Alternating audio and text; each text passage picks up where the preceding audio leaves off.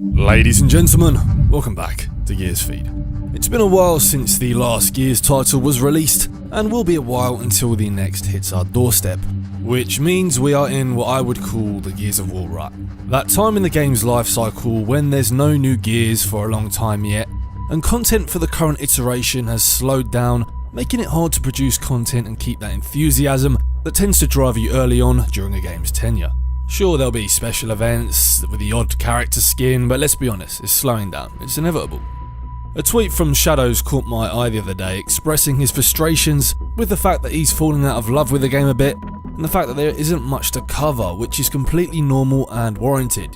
The Razored Edge also chimed in to exert a similar mindset. The thing is, it's been 14 months since Gears 4's release. It is going to get dull. You are going to want something fresh, something new, no matter how big a fan you are.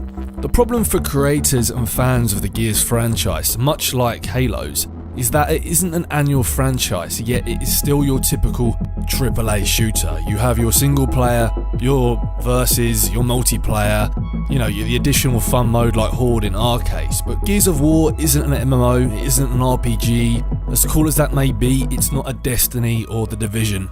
There's not endless amount of content and stuff to work towards, especially in Gears of War 4's case.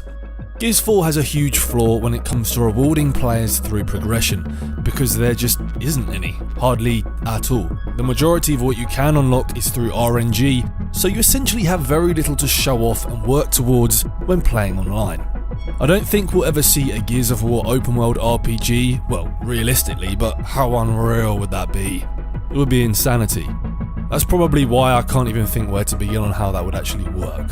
So back to my point, for the first time in TC's trajectory as a Gears dev, we're in the downtime era. We're in 2010 before we got a sniff of Gears 3. We're a few months after the release of Judgment with little to look forward to. The problem Gears of War content creators face is that Gears isn't a Call of Duty title. There isn't a new take every year. It's hard to keep things fresh, so the community mitigates and drifts their focus elsewhere, which isn't a bad thing. It's great that we don't see Gears titles every year, otherwise they'd lack in quality, evidently, but I can't help but wish and hope that Gears 5 will be a game on such a grand scale that it will stay fresh for Gears. Thank you for listening, and I hope I'll see you next time.